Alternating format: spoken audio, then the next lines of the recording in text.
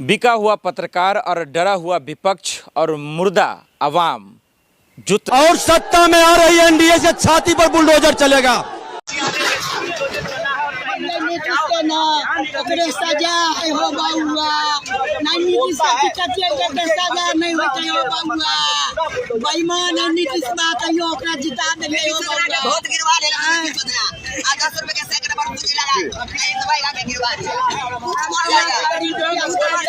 क्या लगता है नीतीश कुमार को जिताया है उसका परिणाम है?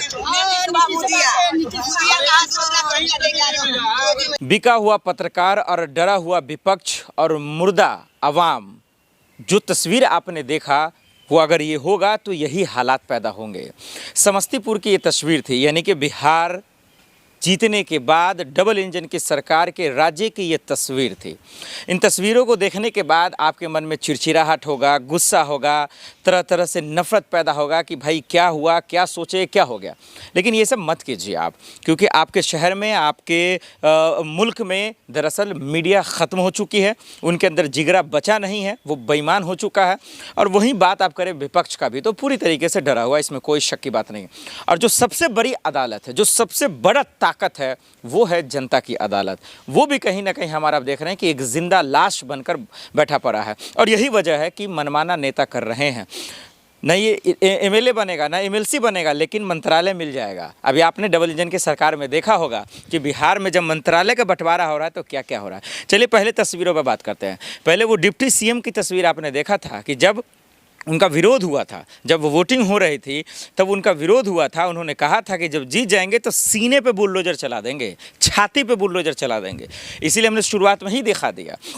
और उसके बाद देखिए बिहार के ही जिले समस्तीपुर में अब बुलडोजर चलना शुरू हो गया। और महिलाओं का चीख आपने देखा, उनकी तकलीफ़ आपने देखा, आपने दर्द भी देखा।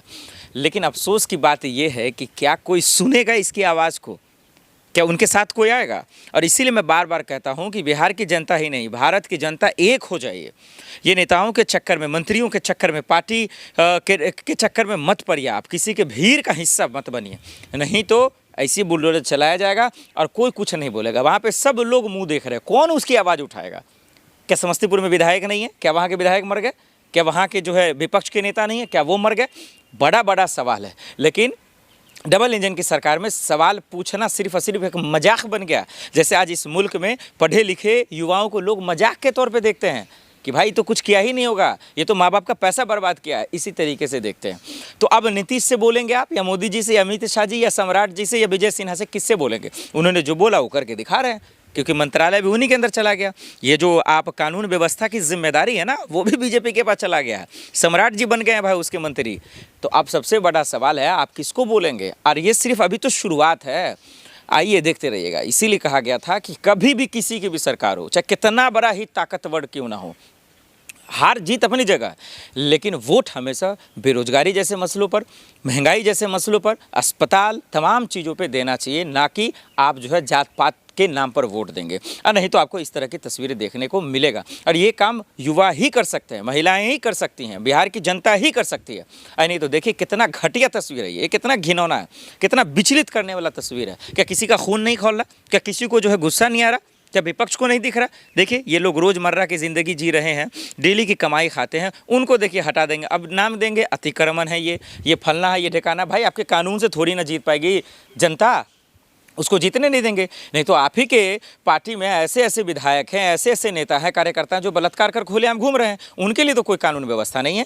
जस्टिस यशवंत वर्मा के आवास पर 500 की नोटों की गड्डी जली, क्या आज तक वो जेल गया? ब्रिजभूषण शरण सिंह जेल गया?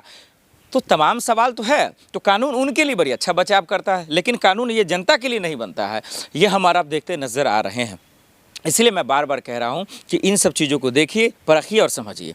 और जो बिहार की जनता के साथ अब जो होगा, जो युवाओं के साथ होगा, तो उस पर छाती मत पीटिए, रोना धोना मत दिखाइए, क्योंकि भाई जिताया तो आप ही ने है, आप ही ने मौका दिया है ना कि भाई बेहतर होगा, बिहार का विकास होगा। तो लिखिए ये तमाम सवाल है।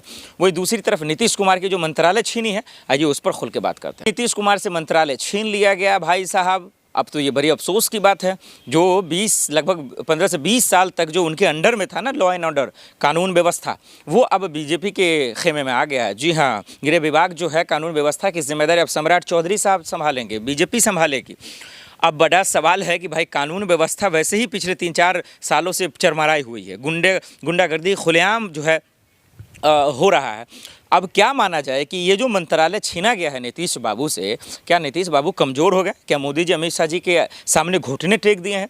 क्या वाकई में उनसे जो मंत्रालय छीना गया खुशी में या फिर ज़बरदस्ती छीना गया है? आइए इसको जरा सा हम खोलकर बता रहे हैं। हम जैसे तस्वीर दिखा रहे हैं आपको बिहार की बदहाली की, बदनसीबी की भी कह सकते हैं आप, कि भाई अब जितना अभी गुजरात, जयपुर, राजस्थान, दिल्ली, मुंबई, कलकत्ता जितने लोग जा रहे हैं सब कह रहे हैं भाई भैया हम तो वोट किसी और को दिए थे, हो क्या गया? अब इस पर रोना रो के फ़ायदा तो नहीं है, क्योंकि अब उनको तकलीफ़ हो रही है, भीड़ हो रहा है, सीट नहीं मिल रहा, टिकट का दिक्कत है, तो अब भाई ये रोएंगे। तो इन लोगों की फितरत हो गई है ये तमाम चीज़ें। जब आप बदलाव करोगे तो वो होगा ही, और विपक्ष इसका फ़ायदा उठा, विपक्ष में इतनी हिम्मत रही नहीं है, ये बात हमने पहले ही कहा, डरा हुआ विपक्ष और मुर्दा आवाम। तो हम सबको ही उठना पड़ेगा, तभी ये तानाशाही सरकार जो बार बार करने की कोशिश करती है वो झुक पाएगी। नहीं तो देखिए नीतीश बाबू झुक गए ना भाई, नीतीश बाबू तो मुख्यमंत्री है, अब नाम के ही मुख्यमंत्री रहेंगे ना। तो आप जब कानून व्यवस्था संभाल रहे थे, जब जंगल राज को ख़त्म करने की कोशिश आपने की, तो फिर इस मंत्रालय को आपने क्यों दे दिया भाई? ये बहुत बड़ा सवाल है। वो भी सम्राट चौधरी को बना दिया आपने, जिन पे खुद के इतने बड़े जो है केस है, उन पर एक से बढ़कर एक जो है आरोप है, और प्रशांत किशोर तो खुल्लम खुला सबूत भी दे रहा है। तो ये सब आपको माया नहीं लगता, ये सब तकलीफ़ें नहीं होती है।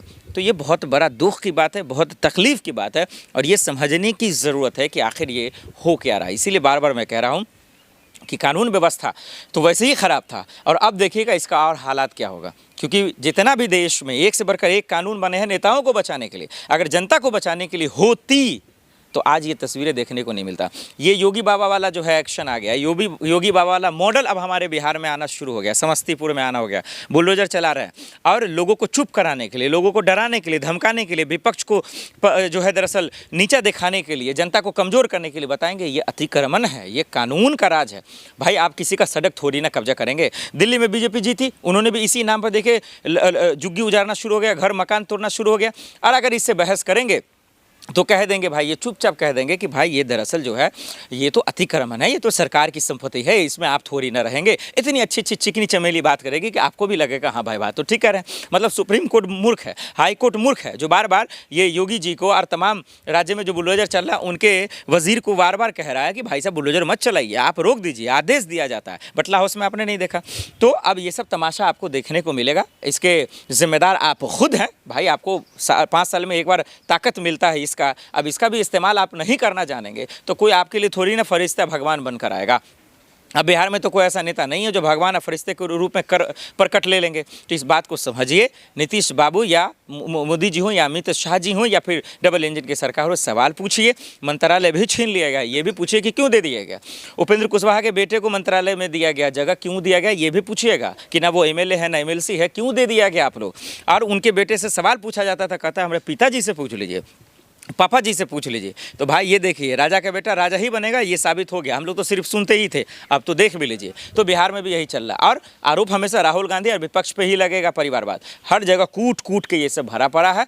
बिहार की जनता अब इसी तरीके से परेशान होगी, ये बेबसी के आलम में पिसती रहेगी, और इसका सुनने वाला कोई नहीं रहेगा। ये हमारा अब समझते नज़र आ रहे हैं। नीतीश कुमार जी, थोड़ी सी अगर आपके अंदर ना बिहार की चिंता है, युवाओं की चिंता है, महिलाओं की चिंता है, तो प्लीज़ मंत्रालय को आप वापस ले लीजिए। कानून व्यवस्था को जैसे आप संभाल रहे थे वैसे ही संभालिए, नहीं तो यकीन मानिए कि जो आज बिहार का हाल हो रहा है वैसा ही आने वाले 5 साल में हमको देखने को मिलेगा। और जो बात मैंने शुरू में कहा था वही अंत में कह रहा हूं कि आपको जागना पड़ेगा, नहीं तो बिकी हुई मीडिया, डरा हुआ समाज और मुर्दा जनता जो है ये बेबसी के आलम का जिम्मेदार ज़रूर होगा।